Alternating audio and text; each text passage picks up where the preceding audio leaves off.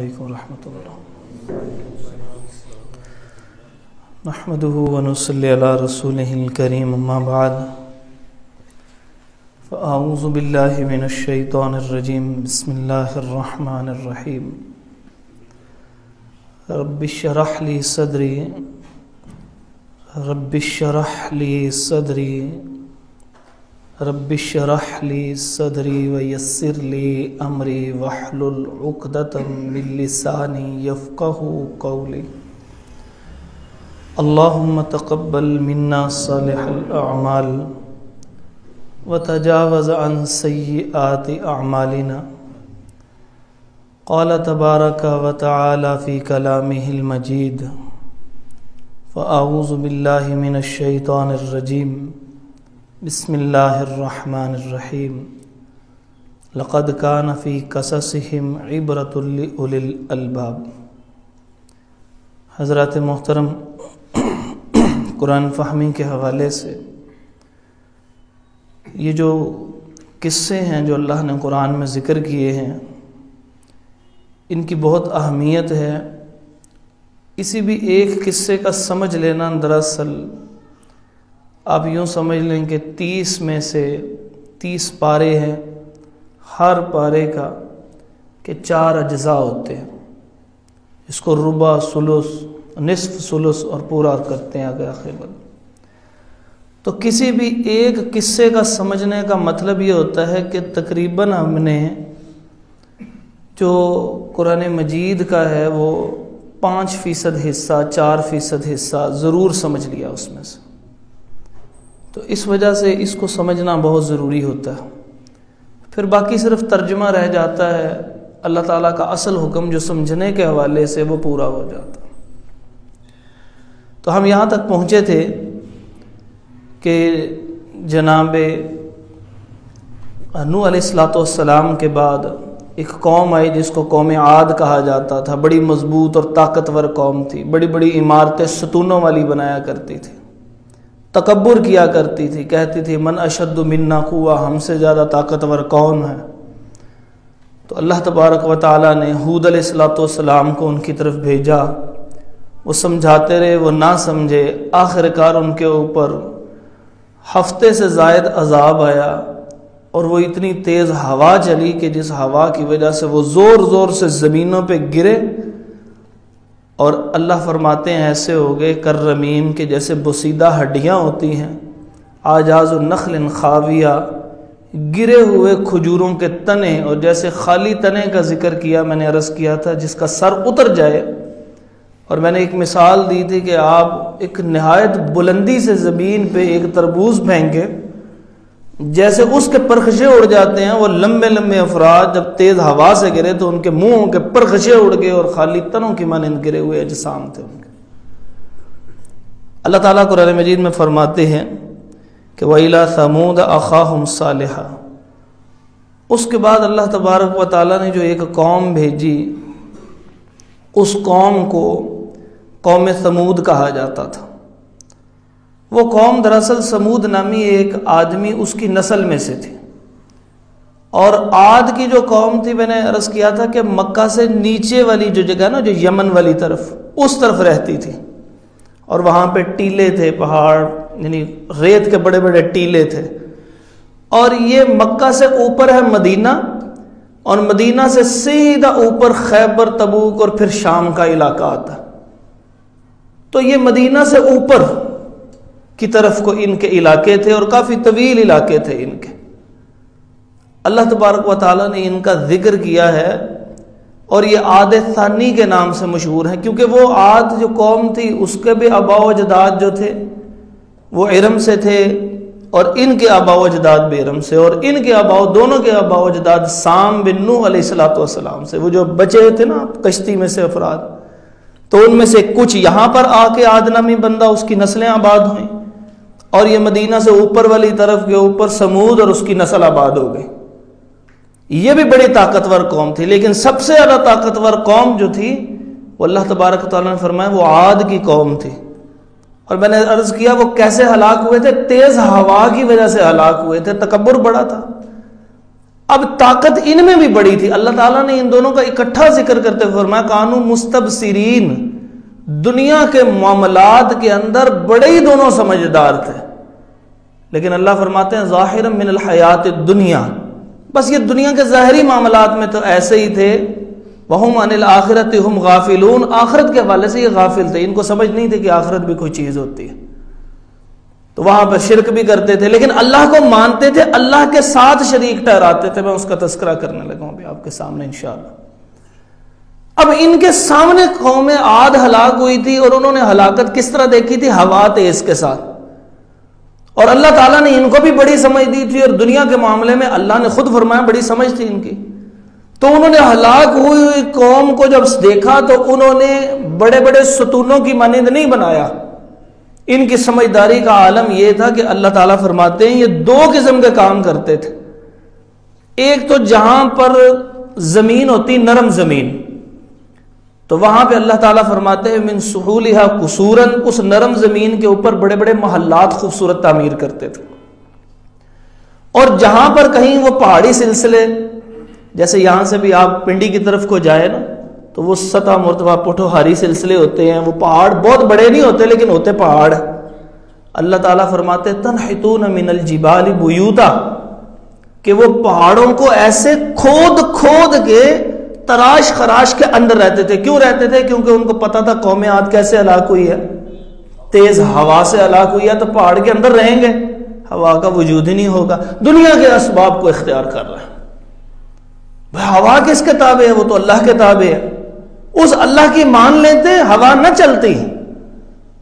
انہوں نے سوچ لیا دنیا کے اندر اسباب بنانا شروع کر دی, اور بڑے بڑی بلڈنگیں. اسی طرح انہوں نے قصوراً, قصر کہتے ہیں محل کو, قصوراً بڑے بڑے محلات تعمیر کرنے. فضول, میں نے عرض کر دیا تھا پچھلی دفعہ کہ یہ قیامت کی علامات میں سے بھی ہے کہ قیامت سے پہلے بھی کچھ لوگ جو بھوکے ننگے ہوں گے ان کے پاس پیسہ آ جائے گا, اور وہ بڑی بڑی عمارتیں بنائیں گے, اور اس عمارتیں بنانے میں ایک دوسرے سے تقابل کریں گے. ہماری عمارت بڑی ہے, ہماری بلڈنگ بڑی ہے. دنیا میں آج مقابلے ہو رہے ہیں اس قسم کے. تو یہ بھی انہوں نے بھی اسی طرح کیا کہ اللہ فرماتے ہیں وہ دو طرح کا تھا. ایک عام زمین ہوتی تو وہاں پہ بڑے بڑے محلات تعمیر کیے, اور جو پہاڑ تھے ان کے اندر انہوں نے تراش تراش کے رہائش کے لیے کہ اگر عذاب آ گیا تو یہاں چلے جائیں گے.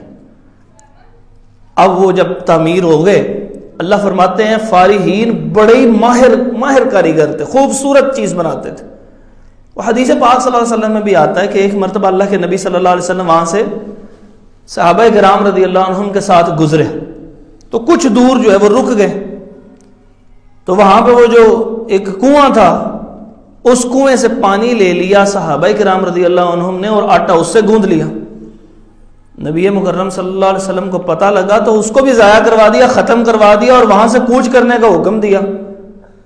کہ فرمایا کہ اگر تم نے یہاں ٹھہرنا ہے تو باقین روتے ہوئے, یعنی ایسے ٹھہرنا ہے تو رونے کی کیفیت طاری ہو, ورنہ اصل یہ ہے کہ گزرو یہاں سے, نکلو جلدی جلدی اور روتے ہوئے گزرو, کہ تمہیں احساس ہو کہ اللہ تعالیٰ کس قدر طاقتور ہے جو اپنے نافرمانوں کا یہ حال کرتا. پھر اللہ تعالیٰ فرماتے ہیں ضرو, کہ یہ زراعت کھیت کھلیان ان کے بڑے تھے, جنات و عیون, باغات تھے ان کے, چشمے جاری کیے ہوئے تھے. اتنے طاقتور جو پہاڑوں کے اندر محلات تعمیر کر لیتے ہیں, چشمے نہیں بنا سکتے. اور اوپر سے اللہ تبارک و تعالیٰ کی طرف سے بھی ان کے اوپر وَيَمُدُّهُمْ فِي طُغْيَانِهِمْ يَعْمَهُونَ, جیسے اللہ کا قانون ہے کہ جب اللہ تعالیٰ کسی کو سزا دینے کا شدید ارادہ فرما لیتا ہے اور لوگ اس کو سمجھانے والے سمجھاتے بھی رہتے ہیں, وہ نہیں سمجھتا تو پھر اللہ تعالیٰ اس کو بڑھا دیتے, چھوڑ دیتے ہیں اس کے حال پہ, پھر وہ بغاوت اور سرکشی میں بڑھتا چلا جاتا ہے. یہی حال ان کے ساتھ ہو گیا. اور انہوں نے سمجھ لیا کہ ہمیں کوئی شکست نہیں دے سکتا. پھر جس وقت اللہ تبارک و تعالیٰ نے ان کے درمیان صالح علیہ السلام کو بھیجا, ان کا نام بھی صالح, کام بھی صالح, سیرت بھی صالح, وہاں پر جب بھیجا اور ان کو جا کے سمجھایا تو اللہ تبارک و تعالیٰ فرماتے ہیں کہ یہ دو فریقان دو فرقوں میں تقسیم ہو گئے, دو حصوں میں تقسیم ہو گئے. ایک تو جلدی سے ایمان لے آئے, اور وہ بہت تھوڑے سے افراد تھے, گھر والے بھی ان کے ایمان لے آئے, اور کچھ افراد جو ہے وہ عام طور پہ غربا, جیسے حدیث ہرقل میں آتا ہے کہ ابتدائی طور پر ایمان لانے والے نبیوں کے اوپر جو ہوتے ہیں وہ غریب لوگ ہوتے ہیں، تو وہ ایمان لے آئے کچھ افراد، اور جب باقی افراد تھے ان کے اندر 7-8 خرابیوں نے مزید پختگی اختیار کر لی۔ ان میں پہلی بڑی خرابی کیا تھی؟ ان میں سب سے بڑی خرابی یہ تھی کہ وہ شرک کیا کرتے تھے۔ ان کو جب کہنے لگے نا کہ یا قوم، اے میری قوم، ما لکم من الہ غیرہ، کہ عبود اللہ، اللہ کی عبادت کرو، ما لکم من الہ غیرہ، اللہ کے علاوہ کوئی معبود نہیں ہے، تو آگے سے ایک جگہ فرمانے اللہ تعالیٰ فرماتے ہیں، وہ کہنے لگے اتنہانا، آپ ہمیں روکتے ہیں اس چیز سے کہ جس کی ہمارے آباء و اجداد عبادت کرتے رہے بتوں کی، آپ روکنے کے لیے آئے ہیں؟ ہم تو نہیں آپ کی بات مانیں گے۔ اور بلکہ ایک جگہ پہ انہوں نے کچھ الزامات پہلے لگائے، وہ الزامات میں اللہ تعالیٰ فرماتے ہیں، وہ کہنے لگے مسحرین، آپ ایسے ہیں کہ جو جادو زدہ افراد ہوتا ہے، جس کے اوپر جادو ہو جائے اس کے حواس باختہ ہو جاتے ہیں، تو آپ ایسے ہیں، آپ جادو زدہ آدمی ہیں۔ پھر کہنے لگے اللہ تعالیٰ کو ایک آپ ہی ملے تھے، نعوذ باللہ من ذالک، اعاذنا اللہ من۔ وہ صالح علیہ السلام کہنے لگے ایک آپ ہی ملے تھے، آپ کے علاوہ اللہ تعالیٰ کو کوئی نہیں ہم میں سے ملا، جیسے قریش مکہ نہیں کہتے تھے کہ کیوں نہیں اللہ تبارک و تعالیٰ نے مکہ اور طائف کی وادیوں میں سے کسی سردار کے اوپر قرآن نازل کر دیا اور اس کو نبی بنایا؟ ایسے وہ کہنے لگے کہ آپ ہی ملے تھے، اور کوئی نہیں تھا اللہ تعالیٰ کے پاس۔ اللہ کو مانتے تھے لیکن شرک کرتے تھے۔ کیا شرک کرتے تھے؟ توسل کا شرک، کہ اللہ ہماری کوئی نہیں سنتا، ان کی سنے گا، ان کو کہیں گے، یہ آگے کہیں گے، اللہ ان کے ذریعے سے ہمیں دے گا، یہ ہوتا ہے شرک۔ تو جب ان کو سمجھایا وہ دو حصوں میں بٹ گئے، شرک سے انہوں نے توبہ نہیں کی، تو اللہ تعالیٰ فرماتے ہیں کہ پھر انہوں نے تکبر بھی کیا اس بات کے اوپر، پھر انہوں نے اپنے رسول کو بھی جھٹلایا۔ 3 خرابیاں ہو گئی۔ چوتھی خرابی، انہوں نے رسول پہ الزامات بھی لگائے، انہوں نے کہا آپ جادو زدہ ہیں، دنیا کی عرض کی خاطر لگے ہوئے ہیں۔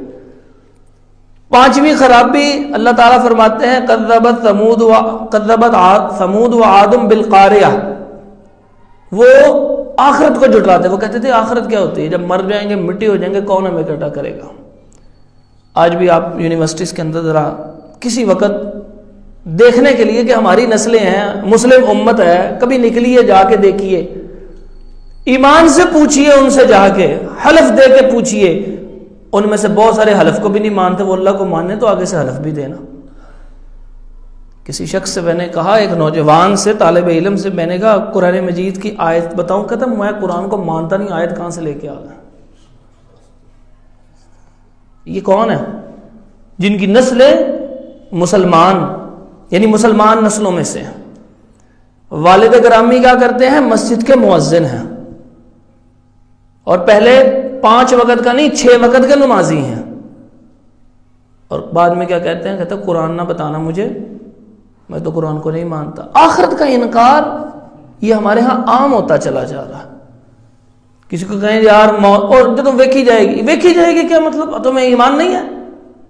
تو یہ ان کے اندر تھا۔ اللہ تعالیٰ فرماتے ہیں جھٹلایا تھا بالقاریہ، قاریہ آخرت کے لیے، کیونکہ آخرت جس وقت آئے گی نا تو سب سے پہلے زلزلہ آئے گا، تو اس زلزلے سے لوگ چیزیں آپس میں ٹکرائیں گی اور کھڑکھڑاہٹ کی آواز آئے گی، جیسے اللہ نے فرمایا القاریۃ مل قاریۃ وما ادراک مل القاریہ۔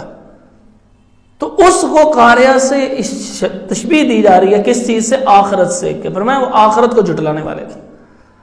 بالطاغیہ، بغاوت کرنے والے، سرکش، متکبر۔ اور اللہ تعالیٰ نے ان کا ایک اور خرابی ذکر کی ہے، وہ ہمارے ہاں شروع ہوتی جا رہی ہے، اللہ تعالیٰ نے اسے محفوظ فرمائے۔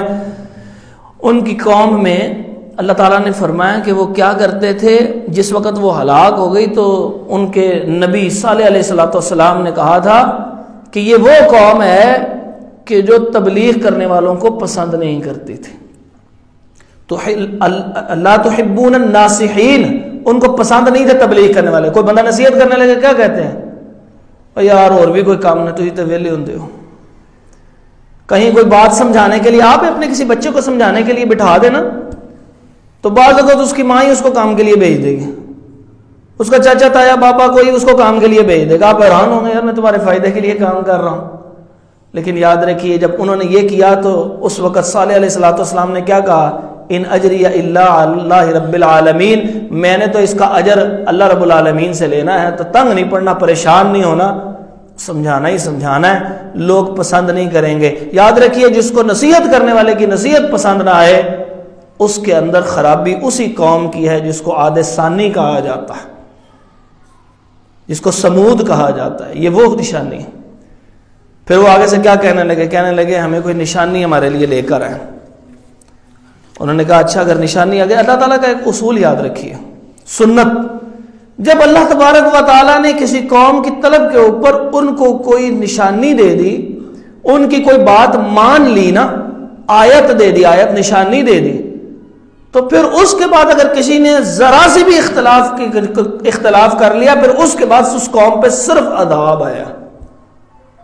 یہ واحد امت مسلمہ صلی اللہ علیہ وآلہ وسلم ہے، امت محمد صلی اللہ علیہ وسلم ہے کہ جس کے پہلے لوگ جو مسلمان نہیں ہو سکے، کیونکہ تھے تو اب امت بن جانا چاہیے تھا ان کو، ان لوگوں نے جس وقت نشانیاں مانگی، ان لوگوں کی کچھ نشانیاں اللہ نے پوری بھی فرما دی، لیکن پوری فرمانے کے باوجود پوری کی پوری قیامت تک آنے والی نسل کو تباہ اس لیے نہیں کیا کیونکہ اللہ تعالیٰ فرماتے ہیں کہ ما کان اللہ لیعذبہم وانت فیہم، اے محمد صلی اللہ علیہ وسلم آپ ان میں موجود ہیں، ہم ان کو عذاب نہیں دیں گے۔ سبحان اللہ، کہ نبی مکرم صلی اللہ علیہ وسلم کا وجود اطہر ایسا ہے کہ اس کی وجہ سے عذاب نہیں آیا، ورنہ جس قوم نے نشانی مانگی اور اللہ نے ان کے مانگنے پہ نشانی عطا کر دی اور انہوں نے پھر اس نشانی کی قدر نہیں کی، پھر اللہ تبارک و تعالیٰ نے اس قوم کو تباہ و برباد کر دیا۔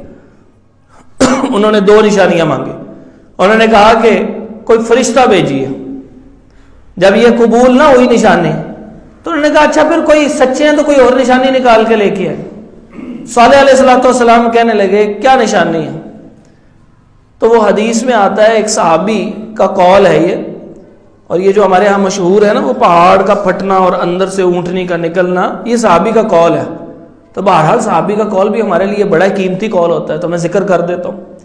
انہوں نے جس وقت وہ طلب کیا نا کہ کوئی نشانی، کون سی نشانی؟ انہوں نے کہا ایک اونٹنی ہو، جو حاملہ اونٹنی ہو، جو ہمارے سامنے پہاڑ پھٹے درمیان سے نکلے اور آ کے بچہ جن دے، ہم مان لیں گے آپ اللہ کے رسول ہیں، آپ کی باتیں مان لیں گے۔ انہوں نے دعا کی، اللہ تبارک و تعالیٰ نے ان کے سامنے وہ پہاڑ کو، ان کے سامنے جو بہت سارے پہاڑ تھے ان میں سے ایک پہاڑ کو پھاڑا اور وہ زلزلے کی طرح کہ وہ پہاڑ ہلا اور اس میں سے شگاف پڑا اور ایک اونٹنی باہر آئی اور اس نے اونٹنی نے بچہ جنا۔ وہ کہنے لگے ہادی ناقۃ اللہ، نبی کہنے لگے یہ اللہ تعالیٰ کی بھیجی ہوئی اونٹنی ہے، سارا کچھ ہی اللہ تعالیٰ کا ہے، لیکن فرمایا یہ وہ خاص اونٹنی ہے، جیسے تمام گھر اللہ کے گھر ہے، مسجدیں، لیکن ایک خاص گھر کو بیت اللہ بھی کہا جاتا ہے جس کی خاص اہمیت ہے، نسبت بھی دے دی۔ فرمایا ہادی ناقۃ اللہ، یہ اللہ تعالیٰ کی خاص اونٹنی ہے، یعنی تمہاری نشانی کا طلب کرنے کے اوپر دی گئی ہے، اب آزمائش شروع ہو چکی ہے۔ اب ایک کام یاد رکھنا کہ فَذَرُوهَا، اس کو چھوڑ دینا، اس کو تکلیف نہ پہنچانا۔ کیوں؟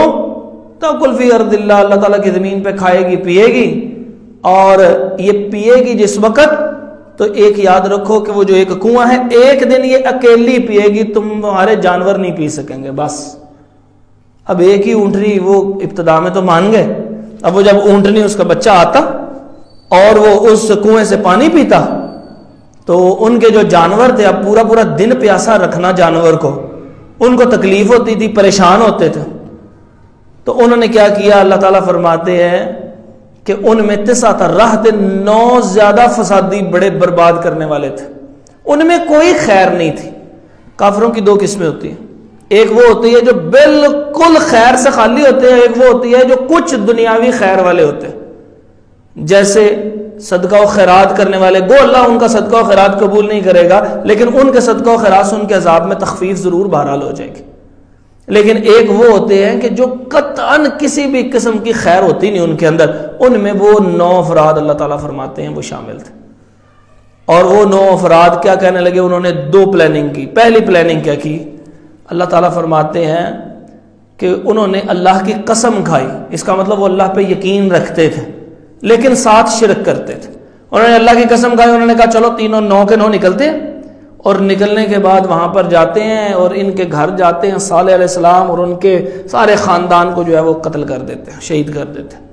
جب کوئی صبح پوچھے گا ہم سے، ہم کہیں گے کوئی بات نہیں جی، ہمیں کیا پتا، ہم تو وہاں تھے ہی نہیں، ہمیں کیا پتا کس نے مارا۔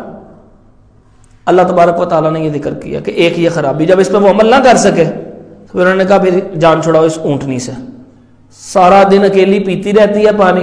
اچھا اللہ نے اس میں برکت کتنی رکھی تھی پھر بھی سمجھ نہیں آئی. تفسیری روایات میں آتا ہے جب وہ ایک دن اونٹنی پانی پی لیتی نا تو اگلے دن وہ اتنا دودھ دیتی کہ گویا جیسے کنویں سے ساری قوم پانی پی لے، وہ ایک اونٹنی سے اتنا دودھ ان کو میسر آ جاتا.